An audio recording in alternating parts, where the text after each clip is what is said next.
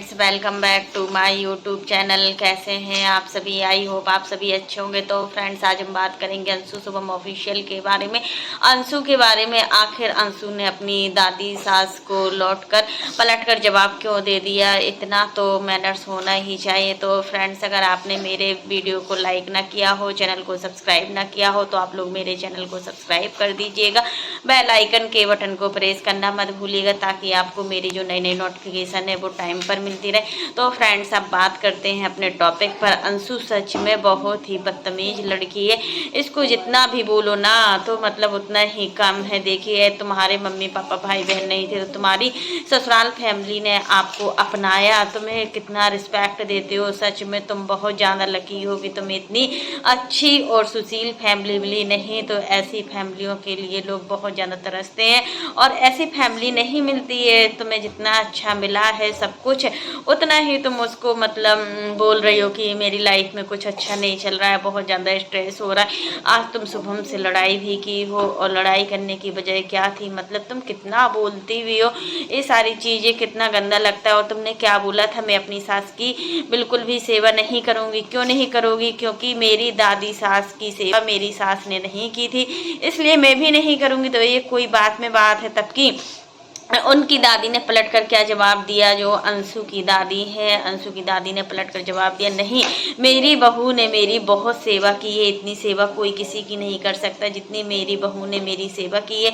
फिर अंशु, क्या मुंह रह गया था तुम्हारा जब दादी सास ने इस तरीके की बातें बोली थी? तो तुम्हारा क्या मुंह रह गया था? तुम तो एक थोड़ी सी बात को लेकर ही मतलब इतना वो शो ऑफ करती हो। तुम्हें इतना तमीज नहीं है कि तुम्हारी दादी सास है या तुम्हारी सासू माँ या फिर बड़ी मम्मी या बड़ी सास, कोई भी है, ननद है, कोई भी है, तुम्हें अपने आप से मतलब होता है, तुम्हें किसी और से मतलब नहीं होता है। सच में यार, किस तरीके की हो? अगर तुम अपने ससुराल में और कहीं तुम जाती ना तो तुम्हें इस तरीके का माहौल मिलता ही नहीं, क्योंकि एक लड़की के नसीब में इतना कुछ नहीं होता है जितना तुम सोच रही हो। तुम्हें सोचने से कहीं ना कहीं ज़्यादा बहुत कुछ मिला है। सच में यार, तुम बहुत ज़्यादा भाग्यशाली हो जो तुम्हें इतनी अच्छी फैमिली मिली है, इतना अच्छा परिवार मिला है। उस फैमिली की केयर करो जो फैमिली तुम्हारी केयर करती है, तुम्हें इतना प्यार देती है, तुम्हें इतना सम्मान देती है। तुम्हारी लव मैरिज हुई है ना, अगर ऐसे कोई और लड़की लव मैरिज करता ना तो उसको कितना सम्मान मिलता है, ये आप लोग समझ सकते हो कि उसको कितना सम्मान मिलता है। उसको सम्मान तो क्या, उसको कुछ नहीं मिलता है। उस घर में हमेशा ताना ही मिलता है कि तुमने लव मैरिज की है, तुमने अपने मन की शादी की है, तुम जानो तुम्हारा काम जाने, और कोई किसी का सपोर्ट नहीं करता। यहाँ पर तुम्हारे मायके वाले नहीं है तो ये लोग तुम्हारे मायके और ससुराल दोनों रिस्पॉन्सिबिलिटियों को निभाते हैं। सच में यार, शुभम जैसा हस्बैंड तो सभी को मिलना चाहिए, जो अंशु की हर बात को सुनता भी है, अंशु की हर बात को समझता भी है। कुछ भी कहो, पूरी फैमिली कितना अच्छा है। यहाँ पर इनके देवर बहुत अच्छे हैं, और बड़ी मम्मी को तो देखो कितना ट्रेंडिंग में ला रही थी, क्या लोवर मतलब शॉर्ट कपड़े पहने हुए थे, क्या अच्छी लग रही थी। सच में बड़ी मम्मी तुम्हारी बहुत ही अच्छी है, बहुत खुश मिजाज है।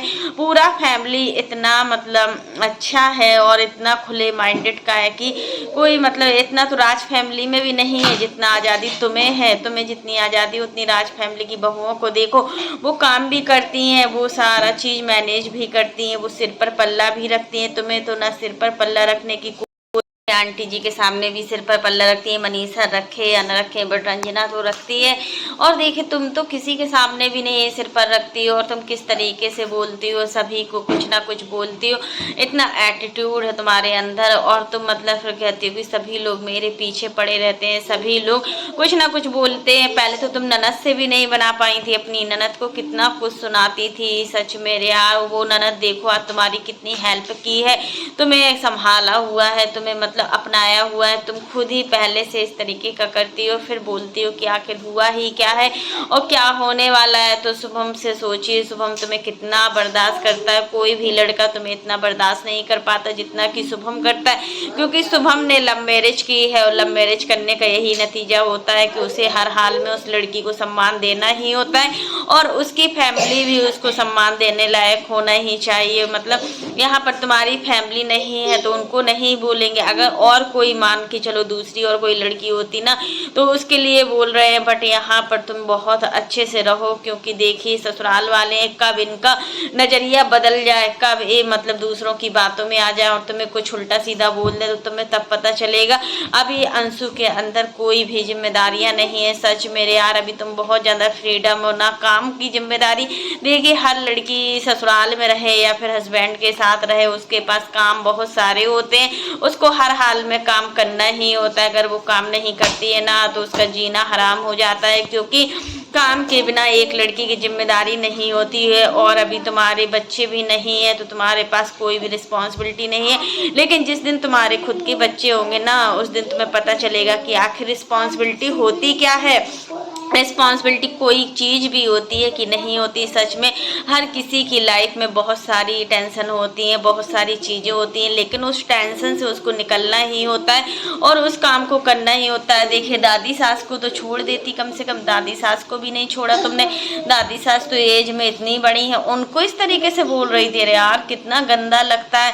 और दादी सास क्या रोज रोज आती हैं क्या? कभी कभी जो नानी सास है उनको भी तुम उलट पलट कर जवाब दे देती हो, तो क्या ठीक है क्या यार? ठीक नहीं है बिल्कुल भी। अब तुम जैसा करोगी कल के दिन तुम्हारी देवरानी आएगी और तुम्हें देखकर वो भी वैसा करने लगेगी, तो क्या फिर सासू माँ की जिंदगी बस करते ही करते निकल जाएगी। वो किचन के अलावा कहीं दिखती ही नहीं है। उनको इतने सारे काम होते हैं, वो इतना खाना भी बनाती हैं, कपड़े भी धुलती हैं, वॉशिंग मशीन भी लगाती हैं। आखिर तुम क्या करती हो? हमें समझ में नहीं आता है कि आखिर तुम करती ही क्या हो किचन में। ना ही तुम खाना बनाने में एक्सपर्ट हो, ना ही तुम काम करने में एक्सपर्ट हो, तुम किसी चीज़ में एक्सपर्ट नहीं हो। तुम बस वीडियो बनाने में, तैयार होने में, रील्स बनाने में, यही सारी चीज़ों में एक्सपर्ट हो। और सभी लोग तुम्हें इसलिए भी झेलते हैं क्योंकि तुम पैसा कमाती हो। जब पैसा कमाती है ना बहू, तो बहू को बहुत अच्छे से ही रखा जाता है। हर घर में यही होता है रूल कि जब बहू पैसा कमाती है ना तो सास को बहुत ज़्यादा दबना होता है, क्योंकि बहू की कमाई कहीं ना कहीं वो खाती है। लेकिन अभी आंटी जी यहाँ पर अपने हस्बैंड की कमाई खाती हैं, उनके हस्बैंड भी किसी जॉब में और कहीं वो बाहर है। शुभम के जो पापा हैं वो यहाँ नहीं रहते हैं, कभी कभार आते हैं, जैसे कि बड़े बड़े त्योहारों में इनका आना होता है, वैसे नहीं आ पाते हैं जल्दी जल्दी। और सरकार को देखिए, सरकार भी मतलब कितना शांत है। कुछ भी अंशु बोल दे सरकार को, सरकार चुपचाप सहन कर लेते हैं और कुछ पलट का जवाब नहीं देते। अभी सरकार की शादी नहीं हुई है ना, तब तक ये सब सहन करेंगे, बट जिस दिन सरकार की शादी हो जाएगी ना उस दिन सरकार कुछ भी सहन करने वाले नहीं है, क्योंकि उनकी खुद की लाइफ होगी, उनके खुद के बच्चे होंगे। और शादी के बाद तो इंसान को पलटने में बिल्कुल भी टाइम नहीं लगता है, बहुत जल्दी ही बदल जाते हैं। काफ़ी लड़के होते हैं जो शादी के बाद नहीं बदलते हैं, बट बहुत सारे लड़के होते हैं जो शादी के बाद बदल जाते हैं और मतलब फिर उनको घर गृहस्थी किसी भी चीज़ से कोई भी मतलब नहीं होता है। तो फ्रेंड्स आज के लिए बस इतना ही। कैसा लगा आपको मेरा वीडियो पसंद आए तो लाइक कर देना, और अगर आप चैनल पर न्यू हो तो चैनल को सब्सक्राइब करना ना भूलना। फिर मिलते हैं नेक्स्ट वीडियो में, तब तक के लिए बाय, टेक केयर। और इसी प्रकार की नई वीडियो को देखने के लिए आप मेरे चैनल पर बने रहिएगा और मेरे चैनल को ज़्यादा से ज़्यादा सपोर्ट कीजिएगा। तब तक के लिए बाय।